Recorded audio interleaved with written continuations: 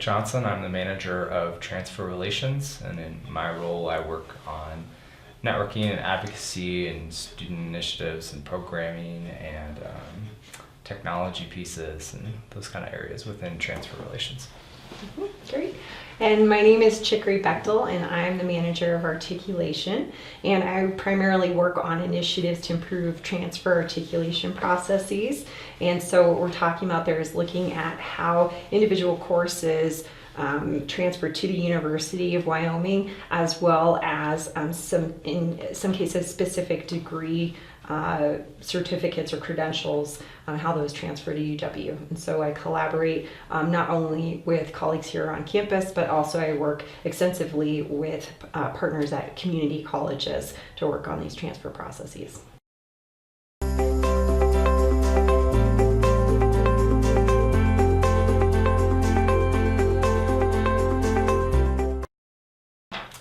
Well, I think one of the things challenge for any transfer student is that these institutions are not immediately connected, and so they've gone to more than one institution, and so that's going to set different institutional priorities.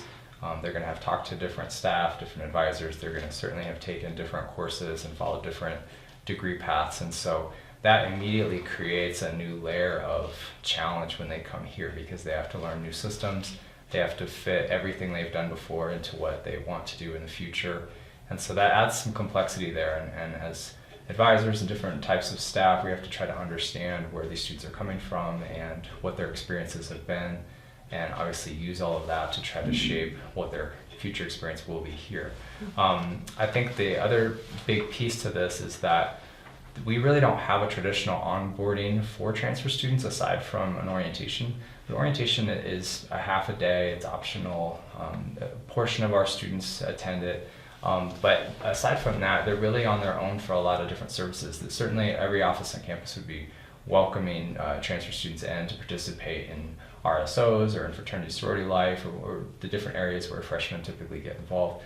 But it's not built in like it is for freshmen. So one of the top concerns that our peer mentors found this summer when talking to students related to housing. And so transfer students saying freshmen have it really handed to them. They know that they have a room on campus and a place for them, and we are searching Craigslist and trying to find our own way in. And so one of the things that we're both looking at is ways to improve that onboarding experience, really from when they're recruited all the way through the end of their first year. And so those are some of the things we're doing.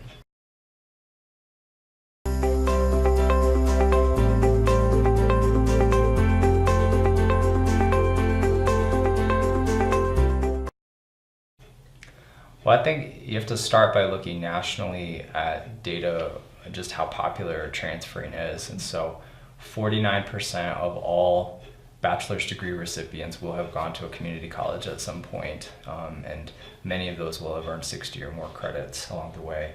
And in a study from my friend at EAB, 80% of community college students begin thinking about transferring within their first year. So transferring is a really common process. It is something that will continually grow as we see more and more non-traditional students entering into education.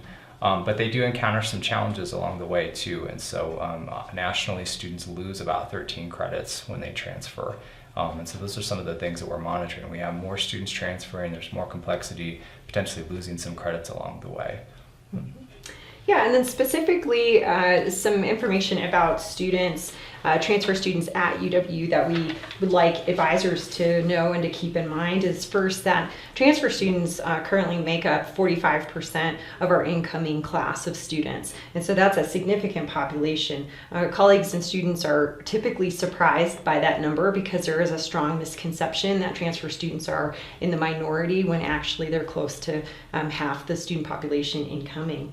And so second, one thing to know is that students who begin their college career at community colleges and then transfer to UW having completed an associate's degree are successful students when it comes to attaining a bachelor's degree. But that doesn't, but there are obstacles along the way. So when we look at a student who has transferred in to UW from a community college, they started their college career at a community college, when they graduate with their bachelor's degree, on average, they have carried 20 additional credit hours compared with the average number of credit hours that a student completed if they started at the University of Wyoming and finished that bachelor's degree. So I'm thinking about looking at ways to minimize excess credit hours once students are here is really an important thing to think about looking at transfer students at UW. And then finally, just a little snapshot of where our transfer students are coming from. About 60% of them are coming from Wyoming community colleges. So for that reason and many others, those partnerships with Wyoming community colleges are extremely valuable. And we appreciate the work that advisors do in supporting that. And then thinking about the other additional 40% of transfer students coming in, they actually come in from a wide range of institutions, both here in the US and internationally. I looked at a snapshot at the end of summer this last year, and we had students coming in from over 160 different institutions. And so that sort of reaffirms that we are working with transfer students who have unique and complicated prior histories in terms of their academic progress, in terms of the courses that they're trying to transfer in, and a lot of times the location that they're coming from as well.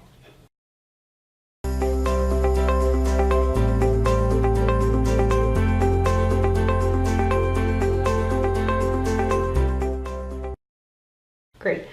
So first of all, transfer shock refers to the pattern of a temporary drop in academic performance, specifically grade point average, in the first semester or first 2 semesters for a transfer student. So when we're talking about transfer shock, that's what we're talking about. And we haven't performed a study specific to why that happens at the University of Wyoming, but there is an extensive body of literature talking about transfer shock and why that might happen. And I think it helps generally just to know that there are it could be academic factors, social factors, financial factors when a transfer student comes to the university. So it could have to do with their level of academic preparation prior to transitioning to the University of Wyoming. It could have, if they change majors, right, there could be some kind of transition there. That's a time where students will make a big decision. Maybe they've earned an associate degree in one area and they decide, I'd really like to pursue something else. There can be social factors if they've moved to join us on the main campus, for example, and they move from a different location. That can have impacts in terms of their social setting, family, friendships, relationships, and then the financial piece. So typically it does cost more, especially for a student who's coming from a community college. If we have a student transfer from another 4-year institution, that can vary, but we know that nationally the trend that we see is that there's a financial shock that comes with transferring from a community college to a 4-year institution, and so it's good for advisors just to be aware of that and to talk with a student to find out whether it might be one or a combination of again academic, social, financial factors.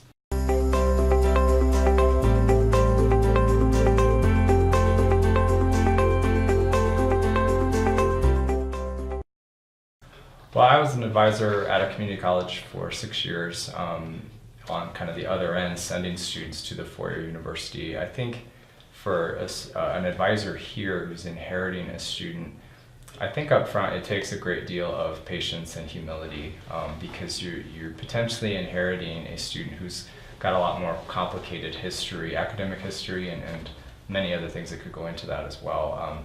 But you're inheriting a student who has met with other advisors, who has been in different systems, potentially 3 or 4 other different colleges even. And so that automatically is going to be more complicated up front than a student who doesn't have that experience and is really setting that first initial semester as a kind of what am I doing here, and more of their sense of purpose. A transfer student up front is going to ask much more quickly about their classes, how they fit into their schedule, how long is it going to take, how much is it going to cost. They're going to do that much more quickly than a traditional student and a traditional student, their first semester tend to have much more conventional, structured gen ed schedule, and it's a lot more predictable and consistent, and it's frankly easier to do typically up front.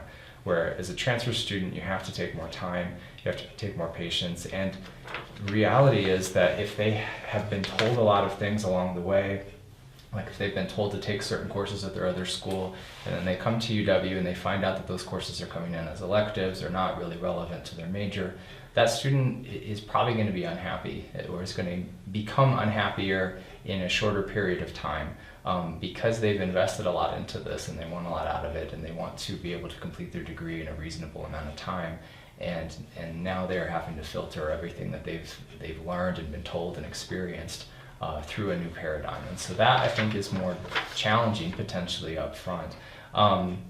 And I think that advising itself actually could be a bit different too. You may have to consult a broader range of resources. You may have to be looking at other schools' websites. You may have to be making more phone calls or communicating a little bit more than you would with a traditional student. That's certainly something that I experienced on the community college side, where I was calling four-year schools, calling their advising teams, trying to interpret what was on their websites and make sure that I was giving the best information. But not every community college advisor is going to have the time or the initiative, clearly, to do that. And one of the things that we've brought up a lot when working with the different colleges here, the UW colleges, is to make sure that you have as much information as you can on your websites, and that it is clear and it is accurate, and it's easy for everybody to use and to understand, because so many different types of people are going to use that information, and that is going to set students hopefully on a really good path to make that first interaction much more positive. The last thing that I'll say is that one of the things that students have reported to us consistently is that early on in their process, after they apply, after they've been admitted to the university, they want to know who their advisor is. They want an assigned advisor next to their name and say, this is the person I can call and talk to about my classes, about my direction here at UW. And not every college here has a consistent or clear upfront process for how that happens. And so students have been confused at times, or students just aren't fully sure, and that may not happen until they get a semester or two into the program before they feel some sense of consistency. But that is one of the number one things that students reported to us this last summer when we had peer mentors do some research on issues potentially for students. So they said they want to know much earlier on in the process, who is my advisor, who can I call for help to be able to access these resources.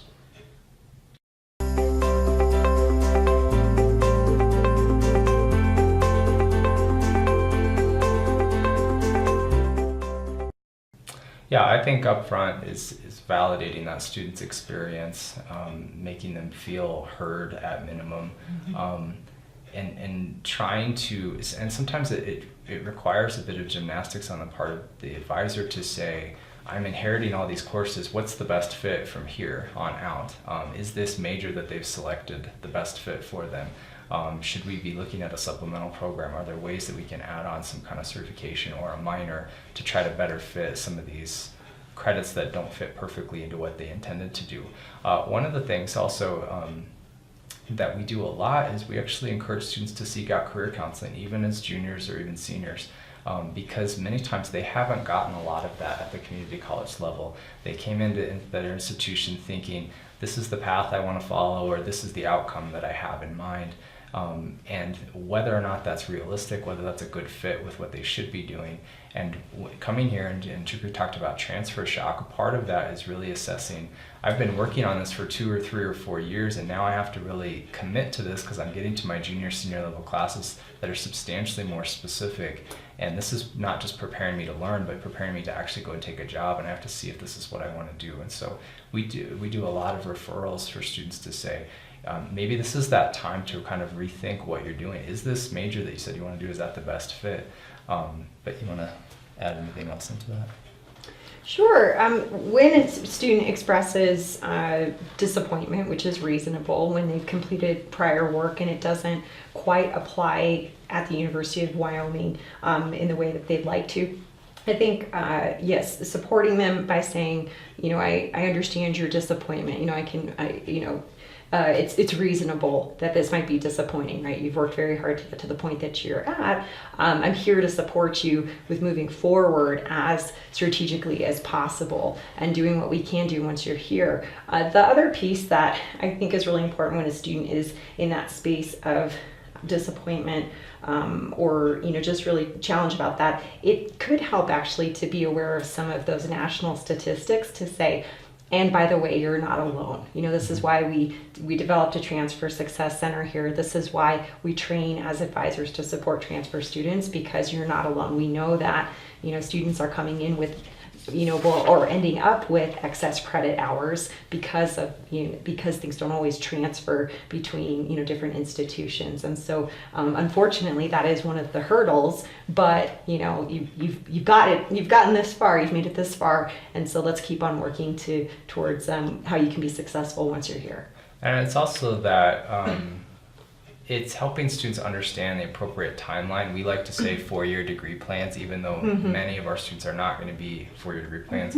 One of the statistics that we have is nationally, 47% of community college students think they're going to finish in 2 years with an associate's degree, and only 4% actually do. So that's a lot of disillusionment. I don't know the stats for UW with students who thought they were going to finish in a specific amount of time, but it is somewhat repainting that timeline to say, you're going part-time, you have a family, you have a job, you have all these other priorities. Let's take a deep breath and think you're going to get there to that finish line, but maybe it's not going to be the expectation that you had.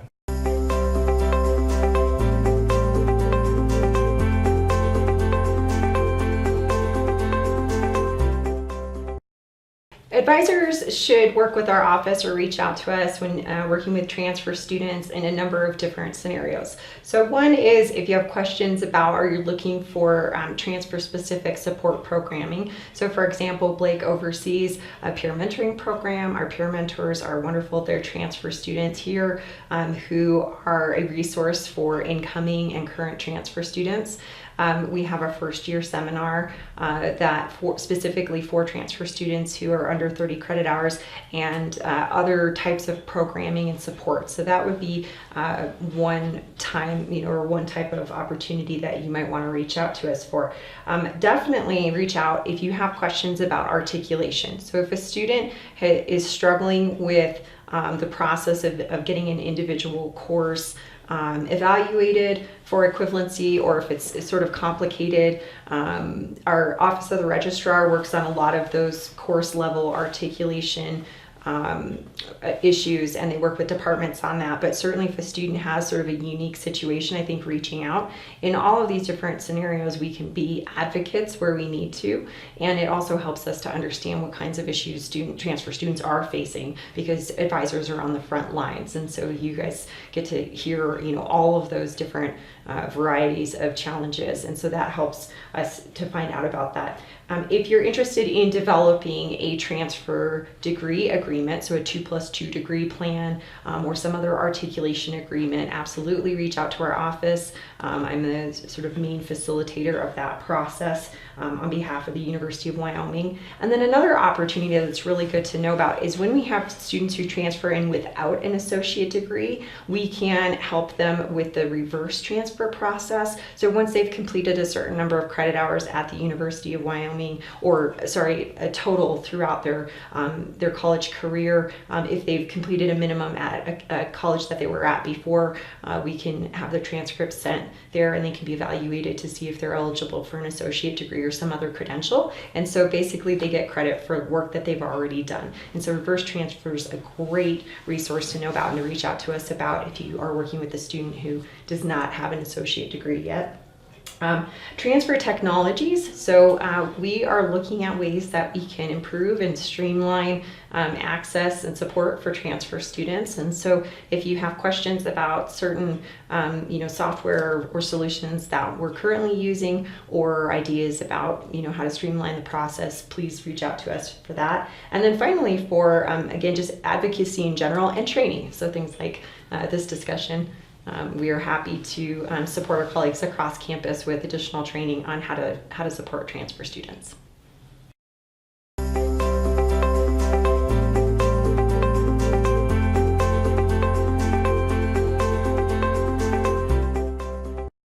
I think Chicory did a good job mentioning them in the last question, but I'll just say a couple of things briefly. That I created an FYS course specific for transfer students.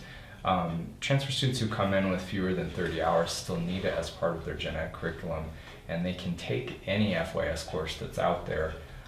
But if they don't seemingly fit into that traditional 17, 18-year-old student, they're a little bit older, or they have if they want a little bit different experience, we have a transfer specific version. And so we had 20 students in the class this semester. This is the first semester that we launched that, and I feel like it went very well. We'll certainly offer that again.